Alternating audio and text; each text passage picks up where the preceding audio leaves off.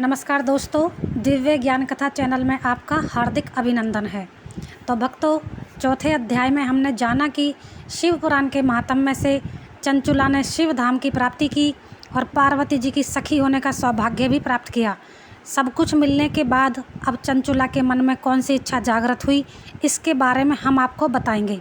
तो दोस्तों, कथा शुरू करने से पहले आप हमारे चैनल को लाइक, शेयर और सब्सक्राइब ज़रूर करें और वीडियो के अंत में अमृतवाणी सुनना ना भूलें। तो आज का हमारा विषय है चंचुला के प्रयत्न से पार्वती जी की आज्ञा पाकर तुम्बुरु का विंध्या पर्वत पर शिव पुराण की कथा सुनाकर बिंदुग का पिशाच योनि से उद्धार करना तथा उन दोनों दंपति का शिव धाम में सुखी होना। सूत जी बोले, शौनक, एक दिन परमानंद में निमग्न हुई चंचुला ने उमा देवी के पास जाकर प्रणाम किया और दोनों हाथ जोड़कर वह स्तुति करने लगी। चंचुला बोली, गिरिजानंदिनी स्कंद माता उमे, मनुष्यों ने सदा आपका सेवन किया है। समस्त सुखों को देने वाली शंभुप्रिय, आप ब्रह्म स्वरूपनी हैं। विष्णु और ब्रह्मा आदि देवताओं द्वारा सेव्य हैं। आप ही सगुणा और निर्गुणा हैं तथा आप ही सूक्ष्मा सच्चिदानंद स्वरूपनी आद्या प्रकृति हैं।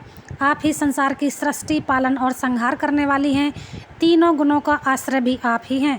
ब्रह्मा, विष्णु और महेश्वर, इन तीनों देवताओं का आवास स्थान तथा उनकी उत्तम प्रतिष्ठा करने वाली पराशक्ति आप ही हैं।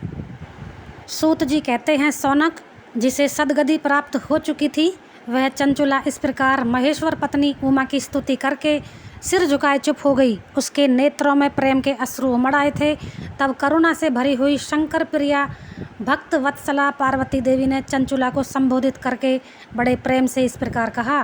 पार्वती बोली, सखी चंचुले सुंदरी, मैं तुम्हारी की हुई इस स्तुति से बहुत प्रसन्न हूँ। बोलो, क्या वर मांगती हो? तुम्हारे लिए मुझे कुछ भी अदेय नहीं है, अर्थात कुछ भी दे सकती हूँ। चंचुला बोली, निष्पाप गिरजा कुमारी, मेरे पति बिंदुग इस समय कहाँ हैं? उनकी कैसी गति हुई है यह मैं नहीं जानती। कल्याणमयी दीन वत्सले, मैं अपने उन पति देव जिस प्रकार संयुक्त हो सकूं वैसा ही उपाय कीजिए। महेश्वरी महादेवी, मेरे पति एक शूद्र जातीय वैश्या के पति आसक्त थे और पाप में ही डूबे रहते थे। उनकी मृत्यु मुझसे पहले ही हो गई थी। न जाने वे किस गति को प्राप्त हुए। गिरिजा बोली, बेटी, तुम्हारा बिंदुग नाम वाला पति बड़ा ही पापी था। उसका अंतःकरण बड़ा ही दूषित था। वैश्या का उपभोग करने वाला वह महामूढ़ मरने के बाद नरक में पड़ा। अगिनत वर्षों तक नरक में नाना प्रकार के दुख भोग कर वह पाप आत्मा अपने शेष पापों को भोगने के लिए विंध्या पर्वत पर पिशाच हुआ है। इस समय वह पिशाच अवस्था में ही है और नाना प्रकार के कलेश उठा रहा है। वह दुष्ट वहीं वायु पीकर रहता है और सदा सब प्रकार के कष्ट सहता है। सूत जी कहते हैं, शौनक, गौरी देवी की यह बात सुनकर उत्तम व्रत का पालन करने वाली चंचुला उस समय पति के महान दुख से दुखी हो गई। फिर मन को स्थिर करके उस ब्राह्मण पत्नी ने व्यथित हृदय से महेश्वरी को प्रणाम करके पुनः पूछा।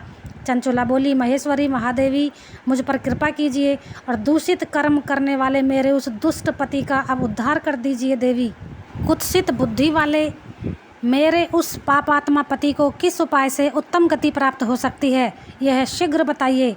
आपको नमस्कार है।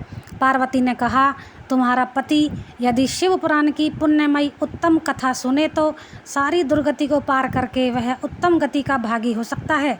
अमृत के समान मधुर अक्षरों से युक्त गौरी देवी का यह वचन आदरपूर्वक सुनकर चंचुला ने हाथ जोड़ मस्तक झुकाकर उन्हें बारंबार प्रणाम किया और अपने पति के समस्त पापों की शुद्धि तथा उत्तम गति की प्राप्ति के लिए पार्वती देवी से यह प्रार्थना की कि मेरे पति को शिव पुराण सुनाने की व्यवस्था होनी चाहिए।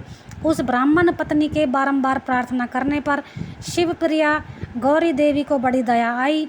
उन भक्त वत्सला महेश्वरी गिरिजा कुमारी ने भगवान शिव की उत्तम कीर्ति का गान करने वाले गंधर्वराज तुम्बुरु को बुलाकर उनसे प्रयत्न पूर्वक इस प्रकार कहा।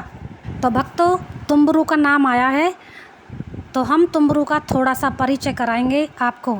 ये कौन थे? जिस प्रकार राम भक्त हनुमान जी, विष्णु भक्त नारद जी, उसी प्रकार शिव के अनन्य भक्त तुम्बुरु थे, जिनका शरीर मानव का तथा मुख अश्व अर्थात घोड़े का है, जो तीनों लोकों में शिव गाथा का गुणगान करते रहते हैं, वीणा बजा बजा कर। ये ही थे तुम्बुरु। तुम्बुरु, तुम्हारी भगवान शिव में प्रीति है। तुम मेरे मन की बातों को जानकर मेरे अभिष्ट कार्यों को सिद्ध करने वाले हो। इसीलिए मैं तुमसे एक बात कहती हूँ, तुम्हारा कल्याण हो। तुम मेरी इस सखी के साथ शीघ्र ही विंध्या पर्वत पर जाओ। वहाँ एक महाघोर और भयंकर पिशाच रहता है। उसका वृत्तांत तुम आरंभ से ही सुनो। मैं तुमसे प्रसन्नतापूर्वक सब कुछ बताती हूँ। पूर्व जन्म में वह पिशाच बिंदुग नामक ब्राह्मण था। मेरी इस सखी चंचुला का पति था, परंतु वह दुष्ट वैश्यागामी हो गया। स्नान संध्या आदि नित्य कर्म छोड़कर अपवित्र रहने लगा। क्रोध के कारण उसकी बुद्धि पर मूढ़ता छा गई थी। वह कर्तव्य का विवेक नहीं कर पाता था। अभक्षण, भक्षण, सज्जनों से द्वेष और दूषित वस्तुओं का दान लेना, यही उसका स्वाभाविक कर्म बन गया था। वह अस्त्र शस्त्र लेकर हिंसा करता, बाएं हाथ से खाता, दीनों को सताता और क्रूरतापूर्वक पराए घरों में आग लगा देता था। चंडालों से प्रेम करता था और प्रतिदिन वेश्या के संपर्क में रहता था। बड़ा दुष्ट था। वह पापी अपनी पत्नी का परित्याग करके दुष्टों के संग में ही आनंद मनाता था। वह मृत्यु पर्यंत दुराचार में ही फंसा रहा। फिर अंतकाल आने पर उसकी मृत्यु हो गई। वह पापियों के भोग स्थान घोर यमपुर में गया और वहाँ बहुत से नरकों का उपभोग करके वह दुष्टात्मा जीव इस समय विंध्या पर्वत पर पिशाच बना हुआ है। वहीं वह दुष्ट पिशाच अपने पापों का फल भोग रहा है। तुम उसके आगे यत्न पूर्वक शिव पुराण की उस दिव्य कथा का प्रवचन करो, जो परम पुण्यमयी तथा समस्त पापों का नाश करने वाली है। शिव पुराण की कथा का श्रवण सबसे उत्कृष्ट पुण्य कर्म है। उससे उसका हृदय शीघ्र ही समस्त पापों से शुद्ध हो जाएगा और वह प्रेत योनि का परित्याग कर देगा। उस दुर्गति से मुक्त होने पर बिंदुक नामक पिशाच को मेरी आज्ञा से विमान पर बिठाकर तुम भगवान शिव के समीप ले आओ। सूत जी कहते हैं, शौनक, महेश्वरी उमा के इस प्रकार आदेश देने पर गंधर्व राज तुम्बुरु मन ही मन बड़े प्रसन्न हुए। उन्होंने अपने भाग्य की सराहना की। तत्पश्चात उस पिशाच की सती साध्वी पत्नी चंचुला के साथ विमान पर बैठकर नारद के प्रिय मित्र तुम्बुरु वेगपूर्वक विंध्याचल पर्वत पर गए, जहाँ वह पिशाच रहता था। वहाँ उन्होंने उस पिशाच को देखा। उसका शरीर विशाल था, थोड़ी बहुत बड़ी थी। वह कभी हंसता, कभी रोता, कभी उछलता था। उसकी आकृति बड़ी विकराल थी। भगवान शिव की उत्तम कीर्ति का गान करने वाले महाबली तुम्बुरु ने उसे अत्यंत भयंकर पिशाच को पाशों द्वारा बांध लिया। तदनंतर तुम्बुरु ने शिव पुराण की कथा बाँचने का निश्चय करके महोत्सव युक्त स्थान और मंडप आदि की रचना की। इतने में ही संपूर्ण लोकों में बड़े वेग से यह प्रचार हो गया कि देवी पार्वती जी की आज्ञा से एक पिशाच का उद्धार करने के उद्देश्य से शिव पुराण की उत्तम कथा का सुनाने के लिए तुम्बुरु विंध्याचल पर्वत पर गए हैं। फिर तो उस कथा को सुनने के लोभ से बहुत से देव ऋषि भी वहां शीघ्र ही जा पहुँचे। आदरपूर्वक शिव पुराण सुनने के लिए आए हुए लोगों का उस पर्वत पर बड़ा अद्भुत और कल्याणकारी समाज जुट गया। फिर तुम्बुरु ने उस पिशाच को पासों से बांधकर आसन पर बिठाया और हाथ में वीणा लेकर गौरीपति की कथा का गान आरंभ किया। पहली अर्थात विद्येश्वर संहिता से लेकर 7वीं वायु संहिता तक महात्म्य सहित शिव पुराण की कथा उन्होंने स्पष्ट वर्णन किया। 7 संहिताओं सहित शिव पुराण का आदरपूर्वक श्रवण करके वे सभी श्रोता पूर्णतः कृतार्थ हो गए। उस परम पुण्य में शिव पुराण को सुनकर उस पिशाच ने अपने सारे पापों को धोकर उस पैशाचिक शरीर को त्याग दिया। फिर तो शीघ्र ही उसका रूप दिव्य हो गया। अंग कांति गौर वर्ण की हो गई। शरीर पर श्वेत वस्त्र तथा सब प्रकार के पुरुषोचित आभूषण उसके अंगों से उद्भासित करने लगे। वह त्रिनेत्रधारी चंद्रशेखर रूप हो गया। इस प्रकार दिव्य देहधारी होकर श्रीमान बिंदु अपनी प्राण वल्लभा चंचुला के साथ स्वयं भी पार्वती वल्लभ भगवान शिव का गुणगान करने लगा।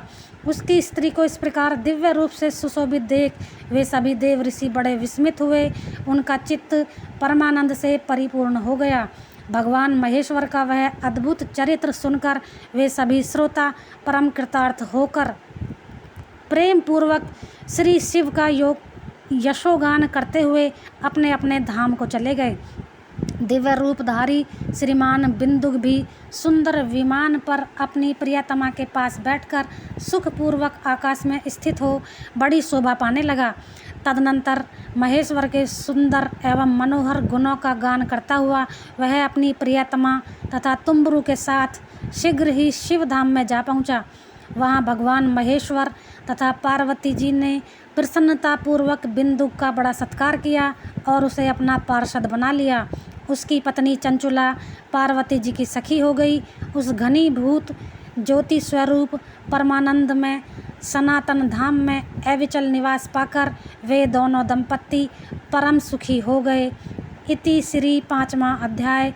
बोलो श्री शंकर भगवान की जय। और अब आज की अमृतवाणी।